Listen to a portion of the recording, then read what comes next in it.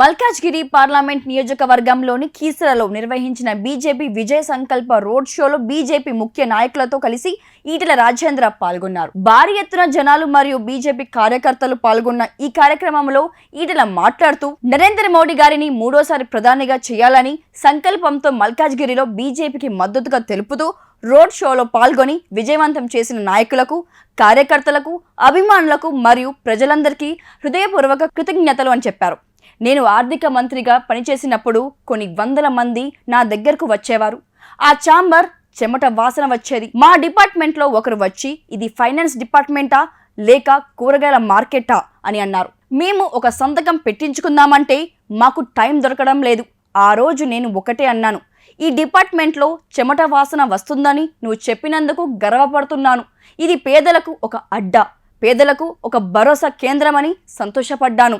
తెలంగాణలో అన్ని హాస్టల్లోకి, అన్ని ప్రభుత్వ స్కూళ్లలోకి అందరికీ సన్న బియ్యం కడుపు నిండా అన్నం పెట్టే జీవో ఇచ్చింది నేనే. ఈటెల రాజేంద్ర అనేటోడికి అధికారం వస్తే ఎవరికి చెప్పకుండా నేను ఎక్కడి నుంచి వచ్చానో నాకు అర్థమైంది కాబట్టి 40 రోజుల పాటు మా వాళ్లను అసెంబ్లీకి పిలిపించి నేనే భోజనాలు పెట్టించాను. 100కు పైగా కులాలను ఆదుకుంటేనే రేపు భవిష్యత్తు అని ఈ జాతులను ప్రభుత్వాన్ని లింక్ యాప్ చేసిన బిడ్డను నేనే. ఒక బీసీలకు కోసమే 250 రెడిషన్ల స్కూళ్లకు జీవో ఇచ్చింది నేనే. సంచార జాతి పిల్లలకు ఎంట్రన్స్ ఎగ్జామ్ లేకుండా స్కూల్లోకి అడ్మిషన్ ఇచ్చింది నేనే అని అన్నారు. కాంగ్రెస్ పార్టీపై ఈటెల తీవ్ర స్థాయిలో విమర్శలు చేశారు. రేవంత్ రెడ్డి మైండ్ ఖరాబ్ అయి మాట్లాడుతున్నాడు. 365 రోజులు అణగారిన వర్గాల పిల్లల కోసం నేను చేసిన సేవ అంత కాదు. కరోనా వచ్చిన నాడు మొట్టమొదట కరోనా పేషెంట్ దగ్గరికి పోయి, బిడ్డ నిన్ను బ్రతికించుకునే బాధ్యత నాది, నువ్వు ధైర్యంగా ఉండు అని చెప్పాను. దేశంలోనే నిరుపేదలకు అండగా ఉన్నది బీజేపీ, ఉండబోయేది కూడా బీజేపీనే. నేను వస్తే పేదలకు డబుల్ బెడ్రూమ్ ఇల్లు వస్తాయి, సిమెంట్ రోడ్లు వస్తాయి, డ్రైనేజీ సిస్టమ్ వస్తాయి. కాబట్టి బాలాజీనగర్ ప్రజలు నిండు మనసుతో ఆశీర్వదించాలని కోరుకుంటున్నాను. సోమాజిగూడ ప్రెస్ క్లబ్ లో నిర్వహించిన మీట్ ది ప్రెస్ కార్యక్రమంలో కూడా ఈటెల పాల్గొనడం జరిగింది. ఈ సందర్భంగా ఈటెల మాట్లాడుతూ, నేను తెలంగాణకు కొత్త కాదు. కులంతో, మతంతో, పార్టీల సంబంధం లేకుండా నన్ను ఆదరిస్తున్నారు. కార్యకర్తలు, ప్రజలు వాళ్ళంతట వాళ్ళే వచ్చి మద్దతు ఇస్తున్నారు. కాలనీల వారీగా, కమిటీల వారీగా, క్లబ్బుల వారీగా ప్రజలు కూటమిగా ఏర్పడి సమావేశాలు ఏర్పాటు చేసి నన్ను పిలుస్తున్నారు. ఇక కాంగ్రెస్, బీఆర్ఎస్ పార్టీ అభ్యర్థులు ఇక్కడ ప్రజలకు పెద్దగా తెలియదు. వారిని తమ మనిషిగా అంగీకరించడం లేదు.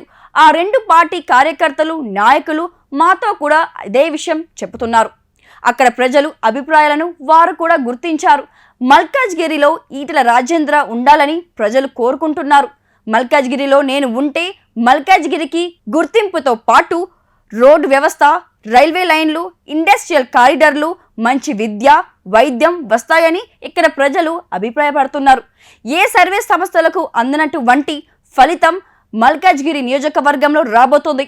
70 రోజులుగా నా ప్రచారాన్ని చూశారు. ఈ 5 రోజుల పాటు రూతు వారీగా వారే ప్రచారానికి నడుం కట్టారు. వారు ఓట్లు వేయడంతో పాటు అందరి చేత వేయిస్తామని హామీలిస్తున్నారు. మల్కాజ్గిరిలో ఇంతవరకు బీజేపీ రాలేదు. కానీ ఈ దఫా బీజేపీ పార్టీ శ్రేణులు మంచి ఉత్సాహం పనిచేస్తున్నారు. ప్రజలకు అండగా ఉండే రాజేంద్ర అన్నను మళ్ళీ గెలిపించుకోవాలని కోరుకుంటున్నారు. ఎవరు ఎక్కడ టెంట్లు వేసి ఉద్యమాలు చేసినా వారికి నేను మద్దతుగా నిలిచిన సంగతి మీకు తెలిసిందే. అంగన్వాడీ వర్కర్లు మొదలుకొని ఆశా వర్కర్లు, ఆర్టీసీ ఉద్యోగులు, మున్సిపల్ ఉద్యోగులు వంటి వారు సమూహాలు చేసినప్పుడు అధికార పార్టీలో ఉండి కూడా వారికి మద్దతు నిలబడ్డాను. నేడు ప్రభుత్వ ఉద్యోగులు కూడా వారి సంపూర్ణ మద్దతును బీజేపీకి అందిస్తున్నారు. ముఖ్యమంత్రి అయ్యాక రేవంత్ రెడ్డి గత వైఖరి మార్చుకుంటారని భావించాం. కానీ ఆయన భాష, తీరు ఏమాత్రం మారలేదు. ఆయన అసెంబ్లీ ఎన్నికలలో ప్రజలకిచ్చిన ఏ హామీని సరిగ్గా నెరవేర్చలేదు. అంతేకాక కాళేశ్వరం ప్రాజెక్టు విషయంలో అంత హడావిడి చేసినా ఏ రకమైన చర్యలు తీసుకోలేదు. కమిటీల పేరిట కాలయాపన చేస్తున్నారు. ఫోన్ ట్యాపింగ్ విషయంలో కూడా చర్యలు లేవు, పైగా కొనసాగిస్తున్నారు. మహిళలకు ఇచ్చిన ఏ హామీని నెరవేర్చలేదు. 0 కరెంటు బిల్ లేదు, పెన్షన్ లేవు. కేవలం 2-3 ఎకరాలకు మాత్రమే రైతు బంధు ఇచ్చిన 10,000 మాత్రమే ఇచ్చారు. ఆటో వర్కర్లకు కూలి పనులు, వారికి కౌలు రైతులకు ఇచ్చిన హామీలు ఏవి నెరవేర్చలేదు. కేసీఆర్ విఫలం అవ్వడానికి చాలా సమయం పట్టింది. కానీ రేవంత్ రెడ్డికి 4 నెలలు గడవక ముందే ప్రజల నమ్మకాన్ని కోల్పోయారు. బీఆర్ఎస్ పార్టీతో పాటు కాంగ్రెస్ పార్టీ కూడా ప్రజల నమ్మకం కోల్పోయింది. అందుకే ప్రజలు బీజేపీని నమ్ముకున్నారు. బీజేపీ పార్టీ రిజర్వేషన్లు రద్దు చేయబోతుందంటూ మార్ఫింగ్ చేసి అబద్ధపు ప్రచారాలు చేస్తున్నారు. ఈ ఫేక్ వీడియోలలో రేవంత్ రెడ్డి ప్రమేయం ఉందని ప్రచారం జరుగుతోంది. ప్రధాని మోదీ మంత్రివర్గాలలో 27 మంది ఓబీసీ, 12 మంది ఎస్సీ, 8 మంది ట్రైబల్ మంత్రులు ఉన్నారు.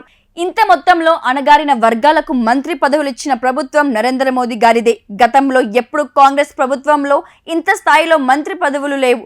అప్పట్లో వీపీ సింగ్ రిజర్వేషన్ల గురించి పార్లమెంట్లో మాట్లాడినప్పుడు కాంగ్రెస్ పార్టీకి చెందిన రాజీవ్ గాంధీ ఈ రోజుల్లో కూడా ఎందుకు కులాల ప్రతిపాదనకు రిజర్వేషన్లు ఇవ్వాలని ప్రశ్నించారు.